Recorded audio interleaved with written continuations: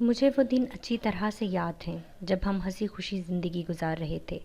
والد صاحب ایک معقول عہدے پر فائز تھے، خوشحالی تھی، والدہ سگھڑ اور سلیقے مند تھیں۔ انہوں نے شوہر اور بچوں پر توجہ دی تو گھر سکون کا گہوارہ بن گیا۔ سچ ہے وقت سدا ایک سا نہیں رہتا، باد صبا کے ساتھ ساتھ باد سموم بھی چلتی ہے، تب گلشن میں مہکتے پھول سوکھے پتے بن کر فضاؤں میں بکھر جاتے ہیں۔ وقت کی آندھی نے ایک دن میرے والدین کے آشیانے کو بھی ہلا کر رکھ دیا۔ ہم 4 بہنیں اور ہمارا ایک ہی بھائی تھا۔ بھائی آپا سے چھوٹا تھا، والدین کی نظر اسی پر لگی تھی۔ وہ ان کا اکلوتا امیدوں کا چراغ اور مستقبل کا سہارا تھا۔ امی ابو نے واجد پر بہت توجہ دی، اس کو پڑھا لکھا کر اعلیٰ افسر دیکھنا چاہتے تھے۔ دن رات اسی کی طرف دھیان رہتا، حالانکہ مجھے اور میری بہنوں کو پڑھنے کا بہت زیادہ شوق تھا۔ ہم پر کسی نے توجہ نہ کی، جبکہ واجد کے لیے ٹیوشن رکھی گئی، اسے اعلیٰ تعلیمی اداروں میں داخل کرایا گیا۔ والدین کی محنت رنگ لائی، بھائی ذہین تھا، بالآخر اس نے CSS کا امتحان پاس کر لیا اور وہ افسر بن گیا۔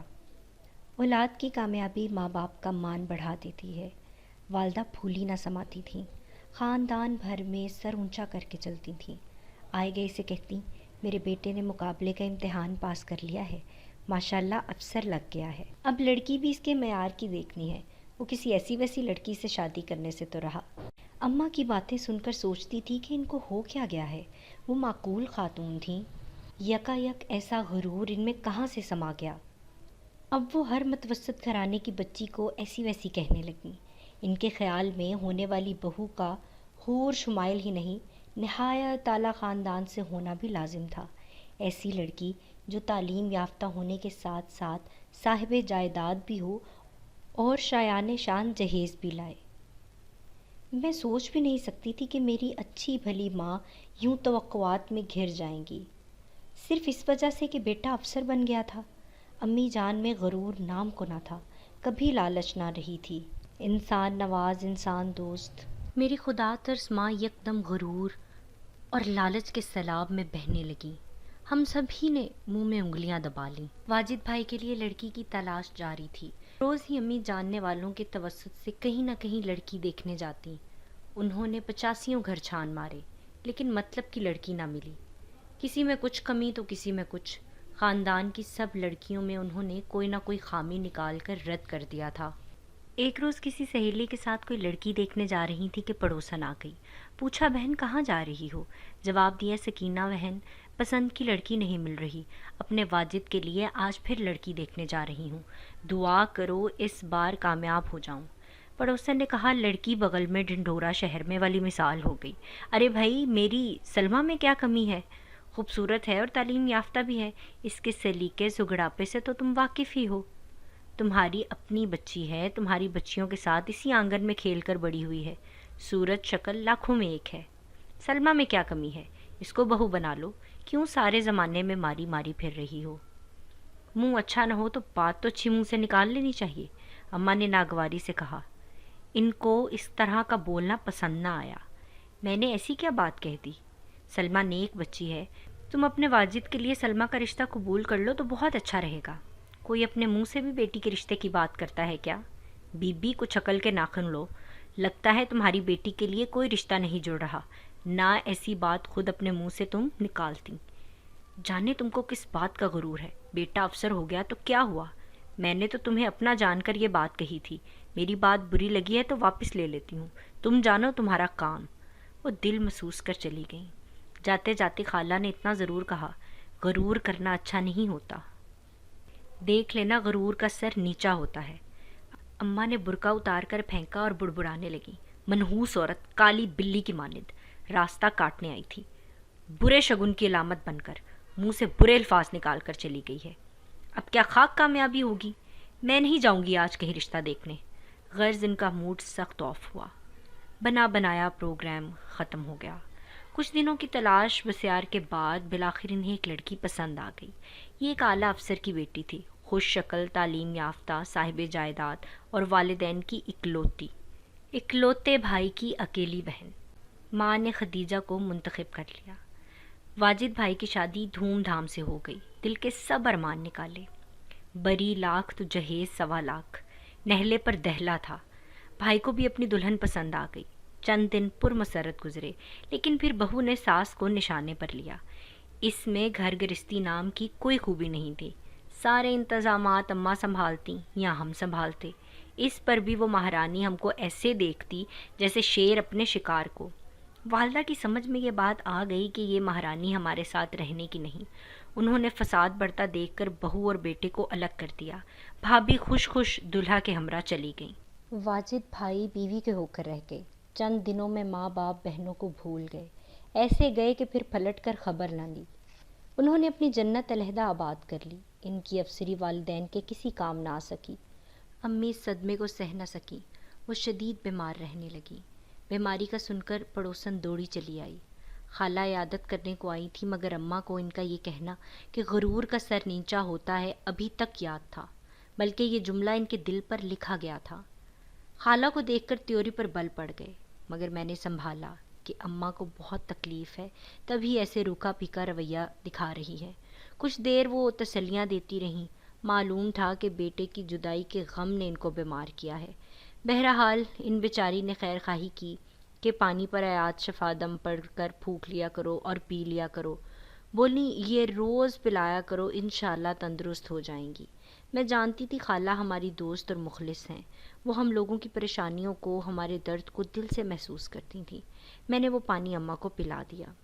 امی نے 3 دن دم کیا ہوا پانی پیا۔ چوتھے روز جانے کیا وسوسہ جی میں سمایا کہ یہ پانی پینے سے انکار کر دیا۔ مجھ سے کہنے لگی اس عورت کا بھروسہ نہیں ہے، میں نے اس کی بیٹی کا رشتہ لینے سے انکار کیا تھا، کیا پتہ وہ بدلہ لینے آئی ہو، ضرور یہ کوئی نہ تعویذ گنڈے گھول کر لائی ہوگی، مجھ پہ جادو کر رہی ہے، میں ہرگز اس کا لایا ہوا پانی نہیں پیوں گی۔ خیر ہم نے والدہ کے کہنے پر خالہ کو منع کر دیا کہ وہ پانی پر دم کر کے نہ لایا کریں، امی وہم کرتی ہیں۔ وہ سمجھدار خاتون تھی، برا نہیں مانا، کہنے لگیں کوئی بات نہیں بیٹی، میں سمجھتی ہوں، مگر بیمار آدمی کے دل میں وسوسے آ جاتے ہیں، بیماری سے تنگ آ جاتا ہے۔ تم خود فجر کی نماز کے بعد آیات شفا دم کر کے ماں کو پلا دیا کرو۔ میں نے جواب دیا جی خالہ جان آپ فکر نہ کریں، میں ایسا ہی کروں گی، بس دعا کریں امی جلدی سے ٹھیک ہو جائیں۔ مگر امی کیسے ٹھیک ہو سکتی تھی؟ جس بیٹے کو منتوں مرادوں سے پالا پوسا، پروان چڑھایا، اس کی کامیابی کے لیے دن رات دعائیں کیں، اس کے چہرے کے پھول دیکھنے کو بےتاب رہتی تھیں، وہی بیگانہ ہو گیا تھا، اس کی دید کو آنکھیں ترستی تھیں۔ پتہ چلا کہ سسرالیوں کے ہمراہ کینیڈا شفٹ ہو گیا ہے۔ اب یہ قسمت کی بات تھی کہ آئندہ ملاقات ہو نہ ہو۔ والدہ نے اس غم کو دل میں اتار لیا۔ وہم ان کے دم سے چمٹ گیا، ہر وقت کہتی کہ کوئی ان پر جادو تعویذ کر رہا ہے، تبھی وہ بیمار ہیں۔ رفتہ رفتہ جسمانی طور پر صحت یاب ہو گئیں، مگر ذہن صحت یاب نہ ہو سکا۔ دن رات بے چین بے سکون رہتی تھیں، رات بھر جاگتی اور ہمیشہ کہتی رہتی تھیں کہ میں اس گھر میں مزید رہی تو مجھے کچھ نہ کچھ ہو جائے گا۔ پھر انہوں نے رات دن رٹ لگا لی، اس گھر میں کچھ ہے اسے بیچ دو، دوسرا گھر خریدو، ورنہ میں نہیں بچوں گی۔ ان کے دیگر حالات کو دیکھ کر ابو نے بیوی کے سکون کی خاطر گھر بیچ دیا اور ہم لوگ کرائے کے مکان میں چلے آئے۔ چند دن ہی گزرے تھے کہ ان کو پھر وہم نے آ گھیرا۔ نوبت یہاں تک آ پہنچی کہ ہم سب بھی ان سے دور رہنے لگے۔ کہتی اچھا ہوا جو میرا بیٹا چلا گیا، تم لوگ بھی کہیں چلے جاؤ، ورنہ تم پر جادو کا اثر ہو جائے گا اور بہت زیادہ نقصان ہوگا۔ جب ابو نے گھر نہ بدلا تو خود اپنے بھائی کے گھر جا کر رہنے لگی۔ روز روز گھر بدلنا آسان تو نہیں ہوتا، مگر ان سے الگ ہم کیسے رہتے؟ آخر کار پھر گھر بدل لیا۔ وہ آ گئیں، مگر یہاں بھی تھوڑے ہی دن سکون میں رہیں، پھر وہی وہم کا اثر۔ اب وہ جس گھر میں رہتیں چند دن بعد وہاں سے چلی جاتیں کہ یہ متاثر ہے۔ اس طرح انہوں نے خاندان کے سب گھروں میں چند روز قیام کیا، مگر جاننے والوں کو بھی نہ بخشا، مگر وہم نے ان کا پیچھا نہ چھوڑا۔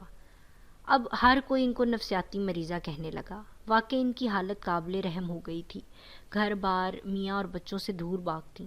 واجد کے بارے میں ہر وقت یہی کلمہ ان کی زبان پر رہتا، الہی تیرا شکر ہے میرے بیٹے کو تو نے بچا لیا، وہ دور چلا گیا ہے، اب اس پر جادو ٹونا اور اسیب کا اثر نہیں ہوگا، اگر یہاں ہوتا تو جانے کیا ہو جاتا، میرے بچے کی جان خیر میں نہ تھی۔ سب سے زیادہ تکلیف دہ بات یہ تھی کہ وہ پڑوسن کو آج بھی ذمہ دار ٹھہراتی تھی، کہتی تھی اس نے سفلی عمل کرایا ہے، اگر میں ایک جگہ ٹک کر بیٹھ جاؤں گی تو مر جاؤں گی۔ بیچاری خالہ، انہوں نے اتنی بدنامی پال لی، وہ نہ کسی کا سامنا کرنے کے لائق رہی نہ کسی کو منہ دکھانے۔ جگہ جگہ قیام کرنے سے وہ گھر والوں کے لیے بدنامی کا سبب بنتی جا رہی تھیں۔ اب وہ روز روز گھر نہیں بدل سکتے تھے۔ تنگ آ کر انہوں نے امی کو کمرے میں بند کر کے تالا لگا دیا تاکہ وہ گھر سے باہر نہ جا سکیں۔